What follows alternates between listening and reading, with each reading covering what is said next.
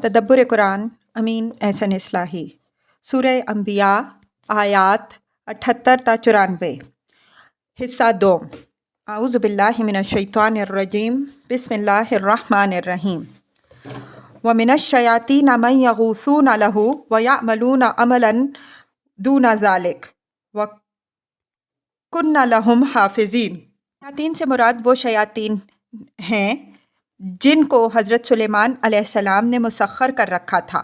قرآن اور تورات دونوں سے ثابت ہے کہ ان کے پاس انسانوں، جنوں اور پرندوں کی باقاعدہ فوج تھی جس کی پریڈ ہوتی رہتی تھی۔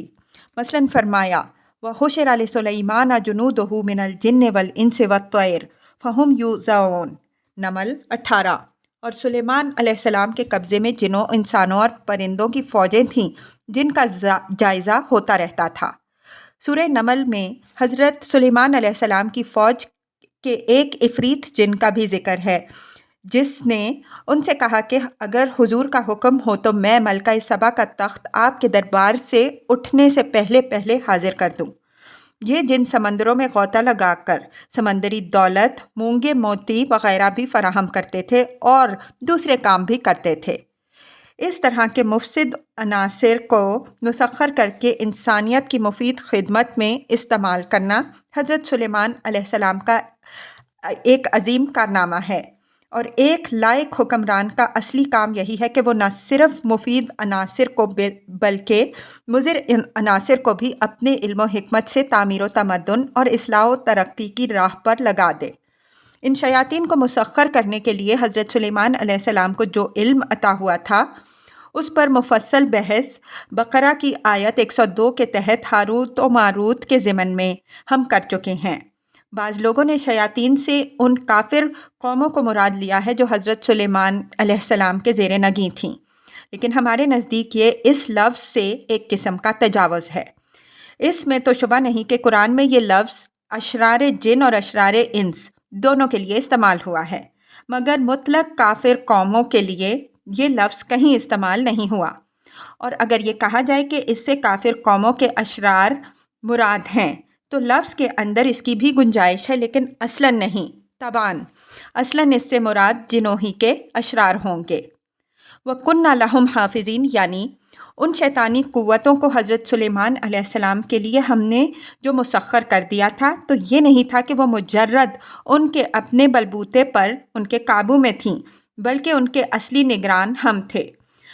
ہمیں اس میں کوئی مشکل پیش نہ آئی کہ اپنے فضل سے ان کو سلیمان علیہ السلام کے قابو میں کر دیا، اور ہم ہی ان کی نگرانی کرنے والے تھے کہ نہ ان میں سے کوئی بھاگ سکے، نہ حضرت سلیمان علیہ السلام کے منشا کے خلاف کوئی تعدی کر سکے۔ اگر ہم ان کے نگران نہ ہوتے تو یہ بے قابو ہو کر خطرے اور آفت کا سبب بن سکتی تھیں۔ اس ٹکڑے میں ایک بہت بڑی تنبیہ ہے ان لوگوں کے لیے جو قدرت کی بعض قوتوں کو تسخیر کر کے یہ سمجھ بیٹھتے ہیں کہ اب یہ ان کے مالک ہیں، نہ ان کو ان سے کوئی چھین سکتا ہے اور نہ یہ ان کے خلاف کوئی بغاوت کر سکتی ہیں۔ یہ خیال محض انسان کی تنگ ظرفی اور جہالت کا نتیجہ ہے۔ آج انسان نے بھاپ، گیس، بجلی اور ایٹم وغیرہ کی قوتیں اپنے قابو میں کر رکھی ہیں، ان پر خدا ہی نے انسان کو قابو دیا ہے، اور یہ اسی وقت تک انسان کے قابو میں ہیں جب تک خدا چاہے گا۔ اگر اللہ تعالیٰ ان میں سے کسی قوت کی باگ میں ذرا ڈھیل دے دے تو یہی قومیں جن کی مدد سے انسان آسمان و زمین کے قلابے ملا رہا ہے، چشم زدن میں اس کے سارے خرمن کو سوخت کر کے رکھ دیں۔ وَأَيُّوبَ إِذْ نَادَىٰ رَبَّهُ أَنِّي مَسَّنِيَ الضُّرُّ وَأَنْتَ أَرْحَمُ الرَّاحِمِينَ فَاسْتَجَبْنَا لَهُ فَكَشَفْنَا مَا بِهِ مِنْ ضُرٍّ وَآتَيْنَاهُ أَهْلَهُ وَمِثْلَهُمْ مَعَهُمْ رَحْمَةً مِّنْ عِنْدِنَا وَذِكْرَىٰ لِلْعَابِدِينَ۔ شکر کی دو اعلیٰ مثالیں پیش کرنے کے بعد اب یہ ان انبیاء کرام علیہم السلام کا ذکر ہے جنہوں نے صبر کی نہایت اعلیٰ مثالیں قائم کی۔ اس سلسلے میں سب سے پہلے حضرت ایوب علیہ السلام کا ذکر فرمایا۔ سفر ایوب سے معلوم ہوتا ہے کہ ملک میں حضرت ایوب علیہ السلام ایک نہایت کامل اور راست باز انسان تھے۔ خدا نے انہیں بڑا خاندان اور بڑی دولت دے رکھی تھی۔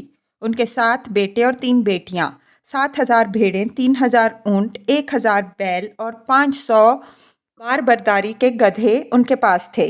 उनके नौकर चाकर भी बेशुमार थे। अहले मशरिक में इस दर्जा का मालदार कोई और ना था, लेकिन ये तमाम खदम व खशम रखने के बावजूद वो खुदा के निहायत शुक्रगुजार और फरमाबरदार बंदे थे। कभी किसी बुराई से वो आलूदा ना हुए। उनकी इस नेकी पर शैतान और उसके एजेंटों को हसद हुआ। उन्होंने ताना दिया कि अय्यूब की ये खुदा परस्ती और रास्तबाजी इसलिए हुई कि खुदा ने उसे हर तरह की खुशहालियाँ दे रखी हैं। अगर ये उनसे महरूम हो जाए तो फिर कभी खुदा का शुक्रगुजार ना होगा। इसके बाद खुदा की तरफ से उनके लिए आजमाइशों का एक सिलसिला शुरू हो गया। उनके मवेशी लूट लिए गए, नौकर चाकर कत्ल हो गए, औलाद मर गई और दौलत व हशमत सब गायब हो गई। लेकिन हज़रत अय्यूब अलैहिस्सलाम खुदा से मायूस होने के बजाय उसी के दरवाज़े पर गिर पड़े। सिफ़्र अय्यूब में है, वो सजदे में गिर पड़ा और कहा, मैं अपनी माँ के पेट से बराहना पैदा हुआ था और बराहना ही दुनिया से जाऊँगा।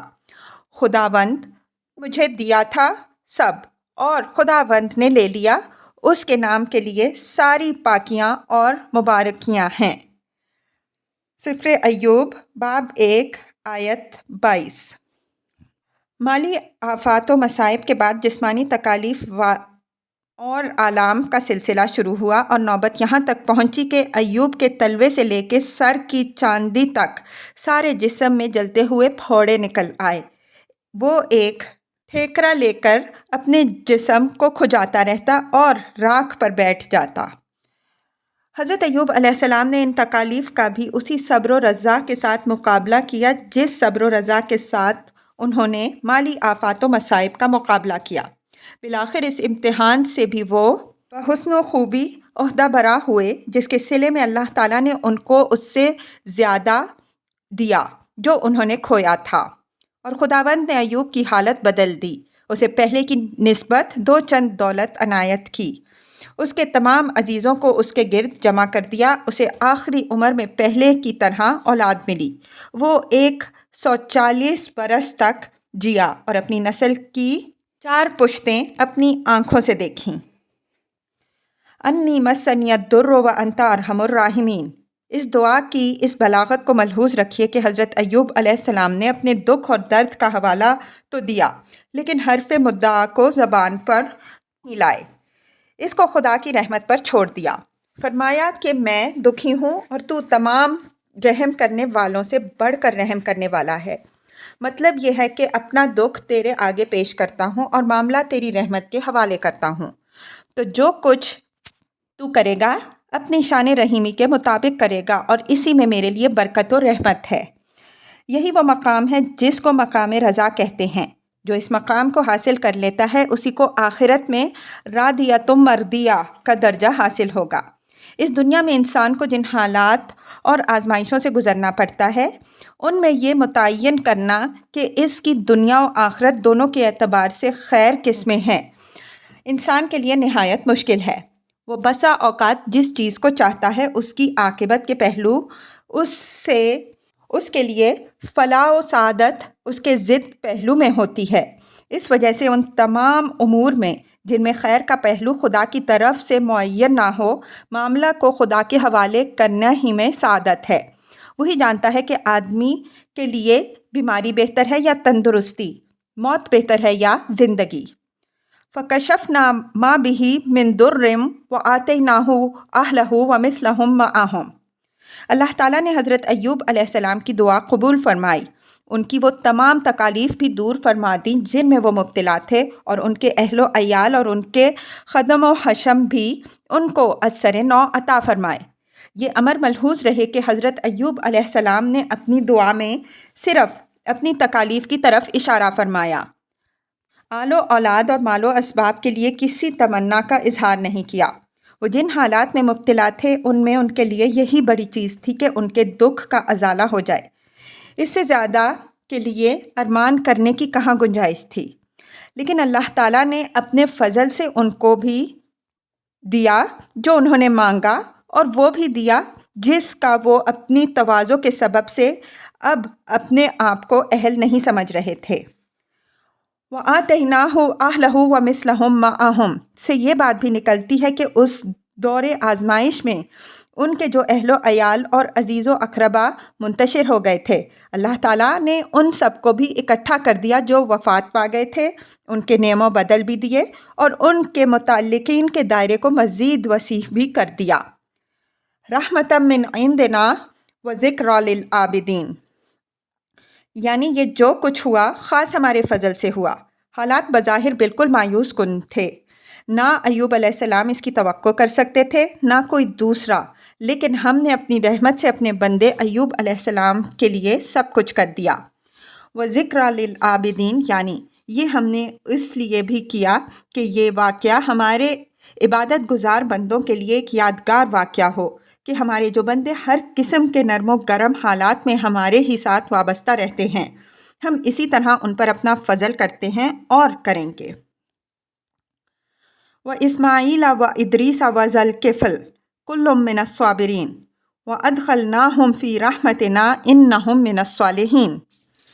حضرت اسماعیل علیہ السلام اور حضرت ادریس علیہ السلام پر سورہ مریم کی آیات 54 تا 57 کے تحت بحث گزر چکی ہے۔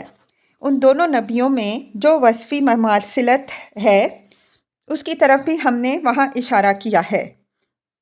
یہاں ان کے ساتھ حضرت ذوالکفل کو بھی شامل کر دیا اور ان تینوں ہی حضرات کے باب میں فرمایا کہ کلٌ من الصابرین، جس سے معلوم ہوتا ہے کہ صفت صبر ان تینوں ہی حضرات کی نمایاں خصوصیت ہے۔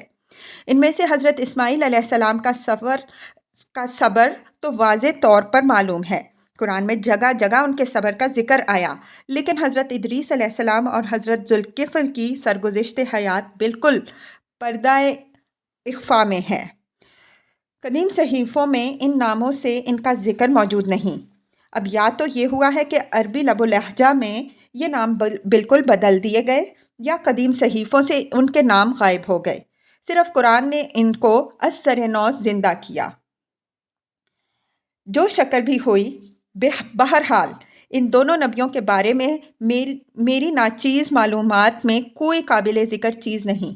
بعض لوگوں نے ذوالکفل کو حضرت حزقیل پر منطبق کیا ہے، لیکن یہ اسی شکل میں قابل اعتماد ہے جب یہ ثابت ہو سکے کہ حضرت حزقیل اس لقب سے ملقب تھے۔ ان دونوں نبیوں کے نام قرآن ہی کے ذریعے سے متعارف ہوئے ہیں اور صبر ان کی نمایاں خصوصیات بتائی گئی ہیں۔ یہ امر ملحوظ رہے کہ تورات یا قرآن کسی میں بھی جملہ انبیاء کرام علیہم السلام کے نام اور حالات مذکور نہیں۔ تمام انبیاء کرام علیہم السلام کا علم صرف اللہ تعالیٰ ہی کو ہے۔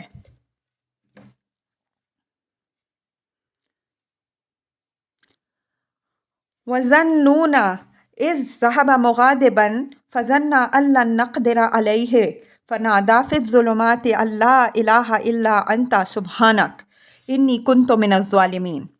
ذنون سے مراد حضرت یونس علیہ السلام ہیں۔ قدیم صحیفوں میں ان کا نام یوناح آیا ہے، یہاں اللہ تعالیٰ نے ان کا ذکر ذنون مچھلی والا کے لقب سے کیا ہے۔ نون مچھلی کو کہتے ہیں، چونکہ ان کو مچھلی نے نگل لیا تھا اس وجہ سے ان کو یہ لقب عطا ہوا، جس میں مچھلی کے واقعے کی تلمیح بھی ہے اور ایک قسم کا پیار بھی۔ حضرت یونس علیہ السلام اہل نیونا کی طرف رسول بنا کر بھیجے گئے۔ نیونا کی آبادی صحیفہ یونس کی روایت کے مطابق 1,20,000 تھی۔ قرآن کی سورہ صافات میں بھی مئۃ الف او یزیدون کے الفاظ آئے ہیں، جس سے اس روایت کی تائید ہوتی ہے۔ حضرت یونس علیہ السلام نے ایک مدت تک اہل نیونا کو دعوت دی، لیکن کسی نے ان کی بات نہیں سنی۔ بالآخر ان پر حق کی حمیت غالب آئی اور قوم کی اس ناقدری و سنگدلی سے مایوس و آزردہ ہو کر وہ وہاں سے اٹھ کھڑے ہوئے۔ انہوں نے خیال فرمایا کہ جب ان پتھروں میں جھونک لگانا ممکن نہیں تو کیوں ایسے ناقدروں کے پیچھے اپنا وقت برباد کروں اور ان کی خاطر اپنے آپ کو مصیبت میں مبتلا رکھوں۔ حق کی ناقدری اور قسم پرسی پر ایک صاحب حق کے اندر یہ جذبہ پیدا ہونا ایک امر فطری ہے، لیکن اس جذبہ کے غلبہ میں معاملہ کا ایک دوسرا نہایت اہم پہلو حضرت یونس علیہ السلام کی نگاہ سے اوجھل ہو گیا، وہ یہ کہ خدا کے رسول کو اپنی قوم کو کب چھوڑنا چاہیے۔ یہ اس کے اپنے فیصلے کرنے کی چیز نہیں بلکہ خدا ہی کے فیصلے کرنے کی ہے۔ صرف خدا ہی جانتا ہے کہ کب کسی قوم کا پیمانہ لبریز ہوتا ہے اور کب کسی رسول کے لیے یہ روا ہے کہ وہ اپنی قوم سے اعلان برات کر کے ہجرت کرے اور قوم کو اللہ کے عذاب کے حوالے کرے۔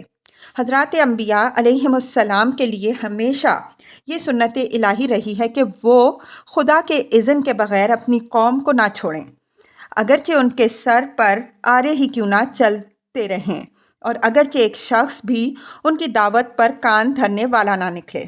حضرت یونس علیہ السلام حمیت حق کے جوش میں اس سنت الہی کو ملحوظ نہ رکھ سکے۔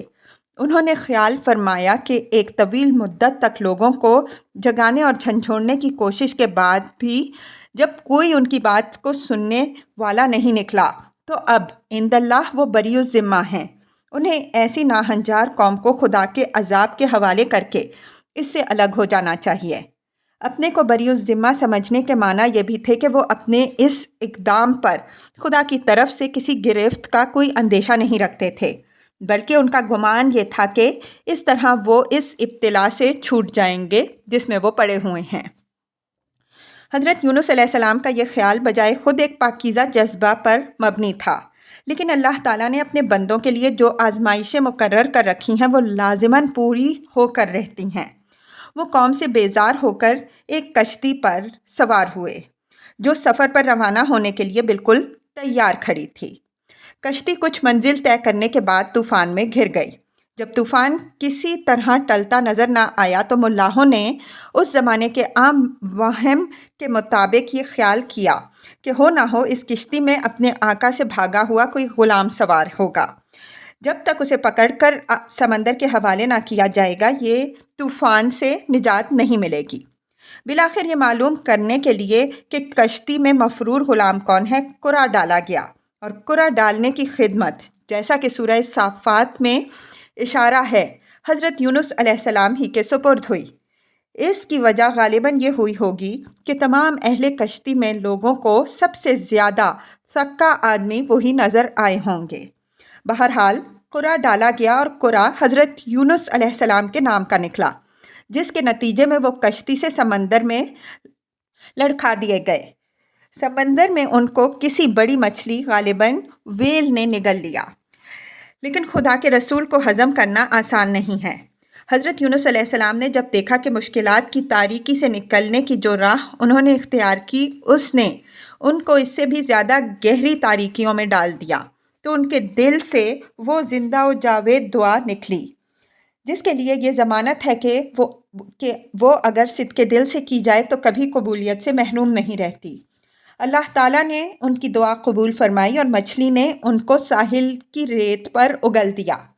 وہاں اللہ تعالیٰ نے ان کے نڈھال جسم کو گرمی اور دھوپ کی تمازت سے بچانے کے لیے کدو یا اسی قسم کی کوئی بیل اگا رکھی تھی جس کے نیچے ان کو پناہ ملی۔ جب اس حادثے سے اوسام بجا ہوئے اور جسم میں کچھ جان آئی تو ان کو پھر اہل نیونا کے پاس انذار کے لیے جانے کی ہدایت ہوئی۔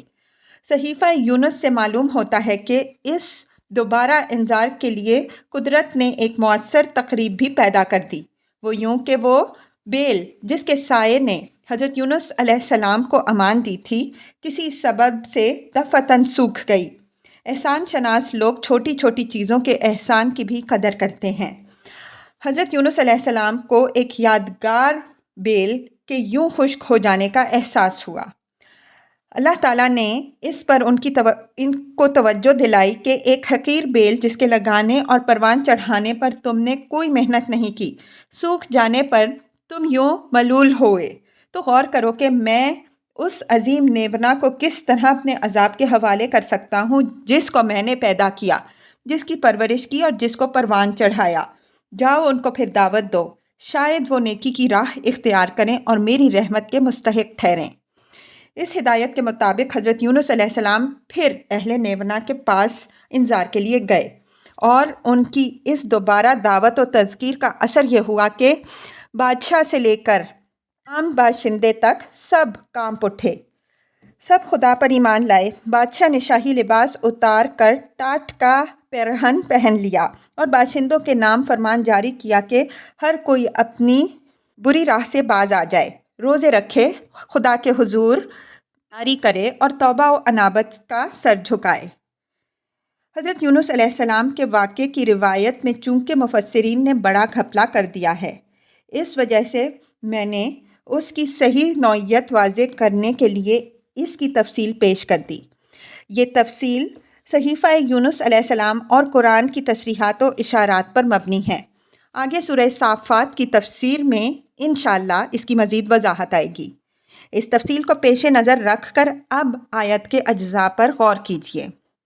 اذ ذہب مغاضبا، مغاضبہ کا مفعول یہاں بربنائے قرینہ محذوف ہے، یعنی اپنی قوم سے ناراض و آزردہ ہو کر وہ اس کو چھوڑ کر چلے گئے۔ یہ آزردگی اور ناراضگی ظاہر ہے کہ اسی بات پر ہو سکتی ہے کہ انہوں نے متنبع کرنے کے لیے سارے جتن کر ڈالے، لیکن اس نے ان کی کوئی پرواہ نہ کی بلکہ حق کی توہین کرتی اور ان کی باتوں کا مذاق اڑاتی رہی۔ فَظَنَّ أَن لَّن نَّقْدِرَ عَلَيْهِ، یعنی وہ سمجھے کہ اس طرح وہ اس مصیبت سے چھوٹ جائیں گے جس میں اس وقت قوم کے ہاتھوں وہ مبتلا ہیں۔ اسی جوش غیرت میں ان کو اس بات کی طرف توجہ نہیں ہوئی کہ جس محاذ پر ان کو خدا نے مامور کیا ہے، اگر وہ خدا کے حکم کے بغیر اس کو چھوڑ دیں گے تو خدا ان کو اس سے بھی کسی بڑی آزمائش میں ڈال سکتا ہے۔ اس فکرے میں اللہ تعالیٰ نے ان کے اس اقدام کے ایک ایسے پہلو پر عکس ڈالا ہے جس پر اگرچہ حضرت یونس علیہ السلام کی نظر نہیں پڑی تھی، لیکن وہ اس کے اندر مضمر تھا۔ حضرت یونس علیہ السلام کو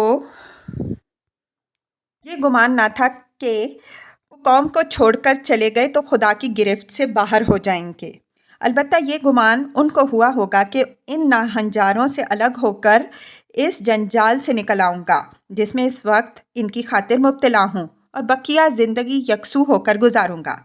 یہ گمان بجائے خود کوئی مصیبت یا معصیت نہیں، لیکن رسول جیسا کہ ہم نے اشارہ کیا اللہ تعالیٰ کی طرف سے محاذ پر مامور ایک مجاہد کی حیثیت رکھتا ہے۔ اس وجہ سے اس کے لیے یہ بات جائز نہیں ہے کہ وہ اپنی رائے سے میدان چھوڑے، اگرچہ اس چھوڑنے کا محرک حمیت حق کا جذبہ ہی ہو۔ اگر وہ ایسا کرے تو در پردہ اس کے اندر یہ بات مخفی ہے کہ وہ خدا کے ابتلا سے خود اپنے آپ کو بچا سکتا ہے۔ یہ مخفی پہلو حضرت یونس علیہ السلام پر واضح نہیں تھا، اس وجہ سے اللہ تعالیٰ نے اس کو کھول دیا تاکہ اس کی سنگینی نگاہوں کے سامنے آ جائے۔ یہ امر ملحوظ رہے کہ بسا اوقات آدمی ایک اقدام کرتا ہے جو بالکل معصومانہ ہوتا ہے، لیکن وہ ایک ایسے گمان کی بھی غمازی کرتا ہے جو غلط ہوتا ہے اور اس کی طرف اس وقت تک توجہ نہیں ہوتی جب تک کوئی دانا اس کی طرف توجہ نہ دلائے۔ اللہ تعالیٰ نے یہاں حضرت یونس علیہ السلام کے اسی گمان کو بے نقاب کیا تاکہ اس کی اصلاح ہو۔ باطنی اصلاح و تربیت کے معاملے میں یہی طریقہ حکیمانہ ہے۔ حضرات انبیاء علیہم السلام چونکہ تمام انسانیت کے لیے نمونہ ہوتے ہیں، اس وجہ سے ان سے کوئی ادنا لغزش بھی صادر ہوتی ہے تو رب حکیم و علیم اپنے خاص ایکس رے کے ذریعے سے ان کو دکھا دیتا ہے کہ ان کی یہ بات کہاں تک متعدی ہو سکتی ہے اگر اس کا تدارک نہ ہو۔ اس ٹکڑے کی اگر یہ تعویل لی جائے تو یہ عقل و فطرت کے بالکل مطابق ہے۔ اس سے حضرت یونس علیہ السلام پر کوئی الزام بھی عائد نہیں ہوتا اور اس تکلف کی بھی کوئی ضرورت باقی نہیں رہتی جو لوگوں نے لن نقدر علیہ کی تعویل میں لغت سے تجاوز کر کے کی ہے، حالانکہ اس تکلف کے بعد بھی وہ اس مشکل کو حل نہ کر سکے جو اس میں ہے۔ فنادیٰ فی الظلمات ان لا الہ الا انت سبحانک انی کنت من الظالمین۔ یہاں اس واقعے کی تفصیل حذف کر دی گئی ہے جو حضرت یونس علیہ السلام کو کشتی میں پیش آیا، صرف اس دعا کا ذکر فرمایا ہے جو مچھلی کے پیٹ اور سمندر کی تاریکیوں کے اندر انہوں نے کی اور جو اللہ تعالیٰ نے قبول فرمائی۔ اس حذف کی وجہ جیسے کہ ہم نے اوپر اشارہ کر دیا، یہ ہے کہ مقصود یہاں قصہ کی تفصیل نہیں بلکہ صرف یہ دکھانا ہے کہ رب کریم تاریک سے تاریک حالات کے اندر بھی اپنے بندوں کی دعائیں قبول فرماتا ہے اور اس کو بڑی سے بڑی آفت سے نجات دیتا ہے، بشرطے کہ بندہ اپنے رب ہی کو ملجا و ماوا سمجھے اور اسی سے دعا و فریاد کرے۔ صحیفہ یونس میں اس دعا کا ذکر ان لفظوں میں آیا ہے: اس نے مچھلی کے پیٹ میں خداوند اپنے خدا سے دعا مانگی اور اس نے اس کی پکار سن لی، وہ پامال کے بطن میں سے چلایا اور اس کی پکار سنی گئی۔ لفظ ظلمت اس تاریکی کی شدت اور اس کے اطراف کی وسعت اور اس کے ناپید اکنار ہونے کو ظاہر کر رہا ہے۔ عربی زبان میں جمع کبھی کبھی کسی شے کے اطراف کی وسعت کے اعتبار سے بھی آتی ہے۔ ہم اس کی مثال میں مشارق و مغارب کا حوالہ دے چکے ہیں۔ یہاں اس سے مراد مچھلی کے پیٹ اور تال کی گہرائیوں کی تاریکیاں ہیں۔ مقصود اس لفظ سے یہ واضح کرنا ہے کہ کوئی اس غلط فہمی میں نہ رہے کہ خدا کو اپنی بات سنانے کے لیے کسی پبلک پلیٹ فارم یا ریڈیو یا ٹیلی ویژن کی ضرورت ہے۔ وہ اپنے بندوں کی فریاد پاتال کی تاریکیوں اور سمندر کی گہرائیوں سے بھی سنتا ہے اور ان کی فریاد رسی کرتا ہے۔ لا الہ الا انت سبحانک انی کنت من الظالمین، یہ حضرت یونس علیہ السلام کی دعا ہے۔ اس دعا میں ان کی طرف سے طلب اور تمنا کسی چیز کی بھی نہیں، صرف اپنی تقصیر کا اعتراف اور اظہار ہے۔ اعتراف تقصیر کے بعد انہوں نے اپنے معاملے کو اپنے رب پر چھوڑ دیا ہے کہ وہ جو فیصلہ فرمائے وہی حق ہے اور اسی میں حکمت و رحمت ہے، اس لیے کہ وہ ہر عیب سے پاک ہے۔ سب سے پہلے خدا ہی کے معبود و ملجا و ماوا ہونے کا اظہار کیا ہے، اس کے بعد اس کو ہر نقص و عیب سے پاک اور منزہ قرار دیا ہے، پھر اپنی تقصیر کا اعتراف فرمایا ہے کہ یہ جو کچھ پیش آیا سر تسر میری اپنی ہی غلطی کا نتیجہ ہے، میں نے خود ہی اپنی جان پر ظلم ڈھایا، میرے رب نے مجھ پر کوئی ظلم نہیں کیا۔ فَاسْتَجَبْنَا لَهُ وَنَجَّيْنَاهُ مِنَ الْغَمِّ وَكَذَلِكَ نُنْجِي الْمُؤْمِنِينَ۔ باوجود یہ کہ حضرت یونس علیہ السلام حرف مدعا زبان پر نہیں لائے، صرف اپنے آپ کو اپنے رب کے آگے ڈال دیا، لیکن خدائے علام الغیوب جو پاتال کی فریادوں کو بھی سنتا اور دلوں کے بھیدوں کو جانتا ہے، اس نے ان کے تمام غم و الم کو دور فرمایا۔ یہاں غم و الم سے صرف وہی غم و الم مراد نہیں ہے جو کشتی والے حادثے کے سبب سے پیش آئے، بلکہ وہ غم و الم بھی ہے جس کے سبب سے انہوں نے اپنی قوم کو چھوڑا تھا۔ قرآن میں دوسری جگہ اس بات کی تصریح ہے کہ اس حادثہ کے بعد جب انہوں نے از سر نو اپنی قوم کو دعوت دی تو ان کی پوری قوم ایمان لائی اور جو عذاب ان کے سروں پر منڈلا رہا تھا اس سے خدا نے ان کو نجات دی۔ وَكَذَلِكَ نُنْجِي الْمُؤْمِنِينَ، یہ ٹکڑا اس سرگزشت کو مطابق حال بنانے کے لیے ہے۔ ظاہر ہے کہ ان واقعات کے سنانے سے مقصود داستان سرائی نہیں ہے، بلکہ نبی صلی اللہ علیہ وسلم اور آپ صلی اللہ علیہ وسلم کے صحابہ رضی اللہ عنہم اجمعین کو یہ اطمینان دلانا ہے کہ حالات کتنے ہی تاریک اور مایوس کن ہوں لیکن دل برداشتہ نہ ہونا۔ اللہ تعالیٰ تمہاری دعاؤں اور فریادوں کو جانتا اور سنتا ہے، وہ اپنے با ایمان بندوں کو اسی طرح ہر غم و الم سے نجات دیتا ہے جس طرح اس نے یونس علیہ السلام کو نجات دی۔ ایک دن آئے گا کہ یہ ساری تاریکیاں جن میں تم گھرے ہوئے ہو کافور ہو جائیں گی، حق کا بول بالا ہوگا اور تمہاری قوم ایمان کے نور سے منور ہو جائے گی۔ وَزَكَرِيَّا إِذْ نَادَىٰ رَبَّهُ رَبِّ لَا تَذَرْنِي فَرْدًا وَأَنْتَ خَيْرُ الْوَارِثِينَ۔ حضرت زکریا علیہ السلام کی سرگزشت تفصیل کے ساتھ سورہ مریم میں گزر چکی ہے۔ انہوں نے بھی بظاہر نہایت مایوس کن حالات میں اپنے رب سے دعا کی تھی، لیکن اللہ تعالیٰ نے ان کے لیے ظاہری حالات کے بالکل خلاف ناممکن کو ممکن بنا دیا۔ سورہ مریم کی تفسیر میں یہ بات گزر چکی ہے کہ ان کی بیوی بانجھ تھیں اور وہ خود بڑھاپے کی آخری منزل کو پہنچ چکے تھے۔ اعزا و اقربا سب نااہل اور دین سے بے پرواہ تھے۔ حضرت زکریا علیہ السلام کو بڑھاپے میں یہ فکر دامن گیر ہوئی کہ آل یعقوب علیہ السلام کے جس دینی ورثے کے وہ وارث ہیں، خاندان میں اس کا اہل کوئی پیدا نہیں ہوا اور خود ان کا آخری وقت سر پر آ پہنچا۔ اس پر پریشانی میں انہوں نے دعا فرمائی کہ اے رب، تو مجھے تنہا نہ چھوڑ بلکہ کوئی ایسا وارث عطا فرما جو میری اور آل یعقوب علیہ السلام کی دینی روایات کا حامل بن سکے۔ وَأَنْتَ خَيْرُ الْوَارِثِينَ، یعنی وارث کے لیے یہ دعا جو میں کر رہا ہوں اس لیے نہیں کر رہا کہ میرا کوئی وارث نہ ہوا تو تیرے دین کا کوئی حامل نہیں رہے گا۔ تیرا کوئی کام میرے یا میرے خاندان کے ساتھ بندھا ہوا نہیں ہے، تو اپنے دین کا بہترین وارث خود ہے۔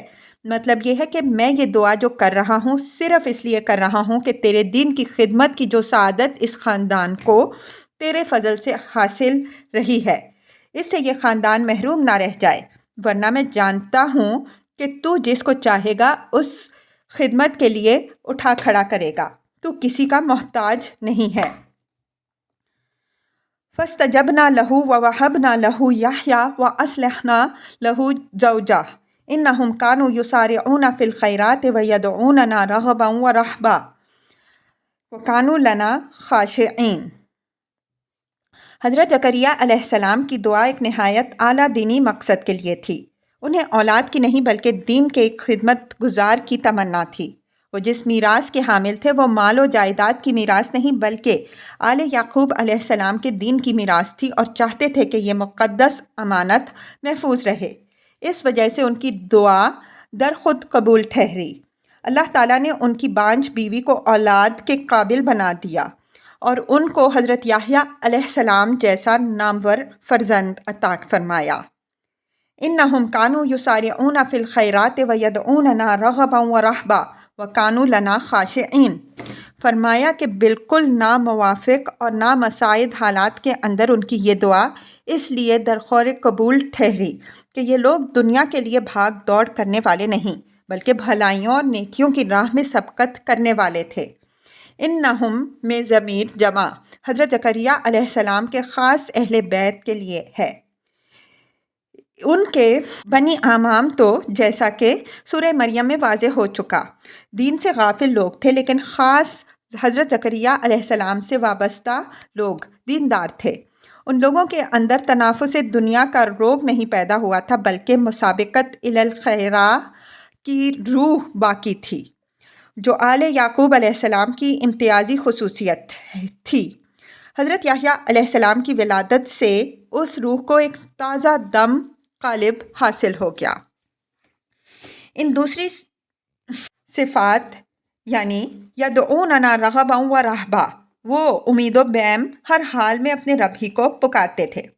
قرآن میں دنیا داروں اور مشرکوں کا حال یہ بیان ہوا ہے کہ جب ان کو کوئی مشکل پیش آتی ہے تب تو وہ بڑی لمبی لمبی دعائیں کرتے ہیں اور عہد باندھتے ہیں کہ اگر ان کی یہ ضرورت پوری ہو گئی تو ہمیشہ خدا کے وفادار بندے بن کر رہیں گے، لیکن جب خدا ان کی ضرورت پوری کر دیتا ہے تو گن وہ اپنی تدبیر اور دوسروں کی کارسازی کے گاتے ہیں اور خدا کو اس طرح بھول جاتے ہیں کہ گویا اس کو کبھی پکارا ہی نہیں تھا۔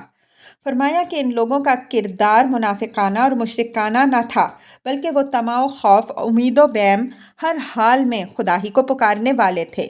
وَكَانُوا لَنَا خَاشِعِينَ، یعنی یہ نہیں تھا کہ نعمت ملے تو اکڑنے لگیں اور چھن جائے تو مایوس اور ناشکرے بن کے رہ جائیں، بلکہ ہر حال میں وہ خدا ہی کے آگے سرفگندہ رہنے والے تھے۔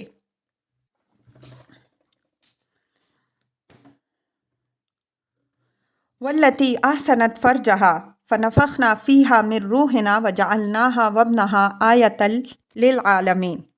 یہ حضرت مریم علیہ السلام کی طرف اشارہ ہے جن کا ذکر نہایت تفصیل کے ساتھ سورہ مریم میں گزر چکا ہے۔ یہاں ان کا نام نہیں لیا گیا اس لیے کہ ان کی جو صفت مذکور ہوئی ہے وہ ایک ایسی صفت ہے جس کا موصوف و مصداق ان کے سوا کوئی دوسرا نہیں ہو سکتا۔ یہ اس صفت کے ساتھ ان کے اختصاص کی دلیل ہے۔ احسنت فرجہ کو اس کے عام لغوی مفہوم میں نہ لیجیے۔ احسنہ فرجہ عربی زبان میں اسی طرح کا ایک محاورہ ہے جس طرح الفتق اور جبر الکسر وغیرہ بہت سے محاورات ہیں۔ ان محاورات میں الفاظ کے لغوی مفہوم کا اعتبار نہیں بلکہ اس مفہوم کا اعتبار ہے جس کے لیے یہ استعمال ہوئے۔ احسنہ فرجہ کا مفہوم احسن من سوء، اس نے اپنے آپ کو ہر برائی سے پاک رکھا یا خطرے سے محفوظ رکھا۔ یہ محاورہ عورتوں کے لیے جس طرح استعمال ہوتا ہے اسی طرح مردوں کے لیے بھی استعمال ہوتا ہے۔ لفظ فرج کے معنی لغت عرب میں اصلاً ہیں بھی او مخافتا یعنی اندیشہ کی جگہ۔ میں اس کے شواہد پیش کر سکتا ہوں، لیکن اس سے مستفید صرف وہی لوگ ہو سکتے ہیں جن کی کلام عرب پر نظر ہو۔ کتاب کے عام قارئین اس سے استفادہ نہیں کر سکیں گے۔ فَنَفَخْنَا فِيهَا مِن رُوحِنَا یعنی خاص اپنے کلمہ کن کے ذریعے ان کے اندر ایک مولود کی روح ڈال دی۔ حضرت مسیح علیہ السلام کا استقرار بطن مادر میں چونکہ عالم اسباب کے عام ضابطہ سے الگ صرف کلمہ کن کے ذریعے سے ہوا تھا، اس وجہ سے اللہ تعالیٰ نے ان کو اپنی ڈالی ہوئی روح سے تعبیر فرمایا ہے۔ اسی اعتبار سے ان کو اور ان کی والدہ کو اللہ تعالیٰ کی نشانیوں میں سے ایک عظیم نشانی بھی قرار دیا گیا ہے۔ ہم سورہ مریم کی تفسیر میں ان کے نشانی ہونے کے پہلو واضح کر چکے ہیں۔ حضرت عیسیٰ علیہ السلام نے جیسا کہ انجیلوں سے واضح ہے خود بھی اپنی نسبت یہی فرمایا کہ جو قرآن بیان کر رہا ہے یہ محض پال کے پیرو عیسائیوں نے اپنی تحریفات کے ذریعے سے بات کا بتنگڑ بنانے کی کوشش کی ہے۔ ہم ان تحریفات پر آل عمران کی تفسیر میں مفصل بحث کر چکے ہیں۔ اِنَّ هَٰذِهِ أُمَّتُكُمْ أُمَّةً وَاحِدَةً وَأَنَا رَبُّكُمْ فَاعْبُدُونِ۔ تمام انبیاء علیہم السلام کا ذکر کرنے کے بعد اب بطور خلاصہ بحث کے لیے فرمایا کہ ان تمام کی دعوت اور ان کا دین ابتدا سے انتہا تک ایک ہی ہے، اور یہ سب انبیاء علیہم السلام ایک ہی ملت و امت ہیں، اور میں ہی تمہارا رب ہوں۔ مطلب یہ ہے کہ اگر انبیاء علیہم السلام کے درمیان کسی نے تفریق کی ہے، ان کے لائے ہوئے دین میں کسی نے بدعتیں ایجاد کی ہیں اور خدا کی توحید میں کسی نے شرک کی ملاوٹ کی ہے، تو اس کی ذمہ داری خود اس پر ہے۔ ان نبیوں کا دامن ان چیزوں سے بالکل پاک ہے۔ وَتَقَطَّعُوا أَمْرَهُمْ بَيْنَهُمْ كُلٌّ إِلَيْنَا رَاجِعُونَ۔ یہ ان لوگوں کو دھمکی ہے جنہوں نے اللہ کے بھیجے ہوئے اس دین میں بدعتیں پیدا کر کے اس کو پارا پارا کیا، اور اب ہر گروہ اپنی اپنی ڈگر کی حمایت میں انبیاء علیہم السلام کے لائے ہوئے اس مشترک دین کی مخالفت کر رہا ہے جو قرآن اور خدا کے آخری رسول صلی اللہ علیہ وسلم کے ذریعے سے ان کے سامنے پیش کیا جا رہا ہے۔ فرمایا کہ تم ان مخالفت کرنے والوں کی کوئی پرواہ نہ کرو، ان سب کی واپسی بہرحال ہماری ہی طرف ہونی ہے، کوئی اور مرجع بننے والا نہیں ہے۔ ہم سب کے آگے اس کا کچا چٹھا رکھ دیں گے، کسی کی کوئی چیز بھی ڈھکی چھپی نہیں رہ جائے گی۔ فَمَن يَعْمَلْ مِنَ الصَّالِحَاتِ وَهُوَ مُؤْمِنٌ فَلَا كُفْرَانَ لِسَعْيِهِ وَإِنَّا لَهُ كَاتِبُونَ۔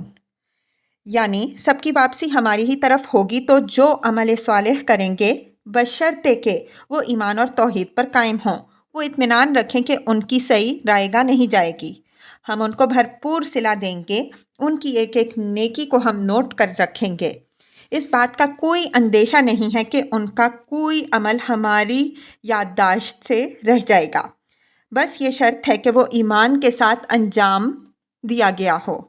ہم اس حقیقت کی وضاحت بار بار کر چکے ہیں کہ خدا کے ہاں عمل صرف وہی مقبول ہے جو ایمان کے ساتھ صرف خدائے وحدہ لا شریک کے لیے کیا جائے۔